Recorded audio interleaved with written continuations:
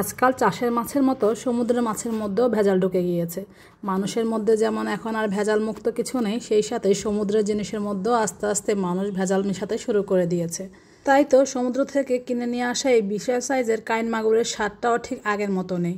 যে কারণে এই মাছের স্বাদ বাড়াতে আমাকে যোগ করতে হচ্ছে বাড়তি উপকরণ, পরিবর্তন করতে হচ্ছে রান্নার ধরন। মাছটা যদিও অনেক বড় সাইজের ছিল, প্রায় 2.5 কেজি, দাম এসেছিল 2000 টাকা। সেই মাছটা রান্না করার পরে যখন আর আগের মতো স্বাদ পেলাম না, তখন ভাবলাম রান্নাটা একটু অন্যভাবে করি, তাহলে হয়তো বা স্বাদটা পাবো।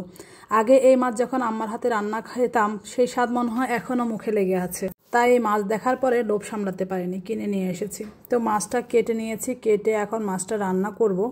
অত বড় মাছ, এতগুলো মাছ তো আর একসাথে রান্না করব না, অল্প কিছু মাছই রান্না করব, বাকিগুলো রেখে দিয়েছি। যদিও আগের দিন রান্না করেছিলাম আম্মা যেভাবে রান্না করে সেভাবে, কিন্তু আজকে পরিবর্তন করে রান্না করছি, কারণ সেখানে একটু গন্ধ লেগেছিল আমার কাছে। যদিও স্বাদ ছিল মোটামুটি, আর এটা ঠিক শীত যখন বেশি পড়ছিল তখনই কিনেছি। এই মাছ শীতকালে বেশি মজা। প্রথমে আমি একটা শুকনা মশলা রেডি করে রেখেছিলাম, 3টা এলাচ, 2টা লবঙ্গ, সামান্য একটু মেথি, একটু ধনিয়া, একটু জিরা, সেগুলোটা টেলে আমি শিলপাটায় রেখে দিয়েছি ঠান্ডা হওয়ার জন্য। এখন একটা কাঁচা মশলা রেডি করে নিচ্ছি। এখানে রসুন কুচি দিচ্ছি অনেকগুলো, তারপরে দিয়েছি আমি পেঁয়াজ কুচি, টমেটো কুচি, তারপরে কাঁচামরিচ। তো কাঁচামরিচগুলো একটু ভেঙে দিচ্ছিলাম কারণ তাড়াতাড়ি সিদ্ধ হওয়ার জন্য। সেগুলো সিদ্ধ হতে দিয়েছি। আর এদিক দিয়ে আমি মাছটা কিন্তু আগেই ম্যারিনেট করে রেখেছি, লবণ আর হলুদ মাখিয়ে রেখেছি যেন মাছটা থেকে কোনো রকম গন্ধ না ওঠে। সেই সাথে আমি একটু লেবুর রসও দিয়েছিলাম অবশ্য। তো সেই মাখামাখির ভিডিওটা স্কিপ হয়ে গিয়েছে, সেটা শেয়ার করা হলো না আপনাদের সাথে। আর যে মশলাটা আমি টেলে রেখেছি সেটা এখন আমি শুকনো অবস্থাতে শিলপাটায় গুঁড়ো করে রাখছি, সেটা আমার পরে লাগবে। আর আমি কাঁচা মশলাটা ব্লেন্ডারে জাগে নিয়ে নিয়েছিলাম ব্লেন্ড করার জন্য। তো যে মুহূর্তে আমি রান্না করব ঠিক সেই মুহূর্তে কিন্তু কারেন্টটা চলে গিয়েছে, যার কারণে আমাকে আবার শিলপাটায় এটা বেটে নিতে হচ্ছে। ব্লেন্ডার হয়তো আমার 10 সেকেন্ডে হয়ে যেত, সেখানে প্রায় 3-4 মিনিট ধরে শিলপাটায় বাটছিলাম। একটু ব্যস্ততায় ছিলাম, ভেবেছিলাম যে একবারে হয়ে যাবে, তো একবারে করতে গিয়ে বরং আমার আরও 2বার সময় নষ্ট করতে হয়েছে আর কি। একবার ব্লেন্ডারে নিয়েছি, এরপর আবার শিলপাটায় বেটেছি। এরপরে আমি ওই যে কড়াইতে মশলাটা রেডি করেছিলাম সেটাতে আবার সামান্য তেল দিয়ে নিয়েছি।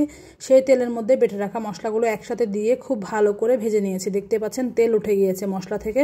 সে পর্যায়ে হলুদ, লবণ, লেবুর রস মাখিয়ে রাখা মাছটা কিন্তু আমি দিয়ে দিয়েছি। এখন উপরে যে চামড়াটা কালো, এটা দেখে কেউ কিছু বলবেন না, কারণ এই মাছটা এই চামড়াগুলো উঠে না। যারা কাইন মাগুর চিনেন বা খান তারা কিন্তু জানেন প্রচুর পরিমাণে ঘষা মাজা করা হয়েছে, তারপরেও এটা উঠেনি।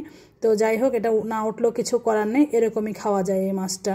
তারপরে সেই মশলার সাথে মাছটাকে খুব ভালো করে কষিয়ে নিচ্ছি, আবার সামান্য একটু পানি দিয়ে দিচ্ছি। যেহেতু বাটা মশলা তাই নিচে দিয়ে লেগে যাবে, আর মশলা লেগে গেলে কিন্তু মাছের বা যে কোনো তরকারির স্বাদটা কিন্তু আর আগের মতো পাওয়া যায় না। মাছটা মোটামুটি ফুটে ওঠার পরে আমি দিয়ে দিচ্ছি লাল মরিচের গুঁড়া, ধনিয়ার গুঁড়া, জিরার গুঁড়া, তারপরে হলুদের গুঁড়া, এরপর দিয়েছি কালো গোলমরিচের গুঁড়া। সব কিছু একসাথে দিয়ে খুব ভালো করে মাছের সাথে মিশিয়ে আমি ঢাকনা দিয়ে ঢেকে খুব ভালো করে মাছটাকে কিন্তু কষাবো। আর একটু পরপর নেড়েচেড়ে দিতে হবে, যেহেতু বাটা মশলা, আর নাড়ার উপরে কিন্তু রাখতে হবে। এই মাছটা কিন্তু ভেঙে যায় না। কাইন মাগুর অনেকে হয়তো না চিনে থাকবেন, ভাববেন যে এটা চাষের যে মাগুরটা সেটা না, সেটা না, এটা সমুদ্রে হয়। এটা এখনও হয়তো চাষ করে না, আমি জানি না, শুনিনি এখন পর্যন্ত। আর এই মাছটা কিন্তু অনেক বেশি সুস্বাদু একটা মাছ। শীতকালে কিন্তু এই আঁশ ছাড়া যে মাছগুলো মসৃণ ত্বকের, এই মাছগুলো বেশি মজা হয়। বোয়াল মাছ, কাইন মাগুর, আর সেই সাথে পাঙ্গাস সমুদ্রের, সেগুলো খুবই মজা হয়। তো আমরা আসলে সমুদ্রের মাছ খুব বেশি পছন্দ করি, বা আমাদের সবসময় খাওয়া হতো। সেই হিসাবে আমরা অনেক মাছের স্বাদ জানি বা খেয়েছি ছোটোবেলায়, সেই হিসাবে এখন দেখলেও আর আগের কথা মনে পড়ে যায়, তাই অনেক সময় কিনে নিয়ে আসি। এরপরে যে মশলাটা আমি গুঁড়ো করে রেখেছিলাম শুকনো মশলা, সেটা দিয়ে দিয়েছি। সাথে কিন্তু আগে দিয়ে আমি ঝোল দিয়েছি পরিমাণ মতো। আর এখন খুব ভালো করে ফুটিয়ে নিলে কিন্তু রান্না শেষ। কাঁচামরিচ কিন্তু বেটেই দিয়েছি, আজকে আর আলাদা করে কোনো কিছু দিইনি, সব কিছু বাটা। এই ঝোলটা খেতেও কিন্তু অনেক মজা হয়, কিন্তু আগের সেই স্বাদটা কিন্তু এখন আর নেই। রান্না শেষ, সবশেষে ধনিয়া পাতা দিয়ে নামিয়ে নিচ্ছি। আগের সেই স্বাদ না থাকলেও কিছুটা তো পাওয়া গিয়েছে। যাই হোক, রান্নাটা কেমন লেগেছে অবশ্যই জানাবেন। আজকে আমি বিদায় নিচ্ছি, আল্লাহ হাফেজ।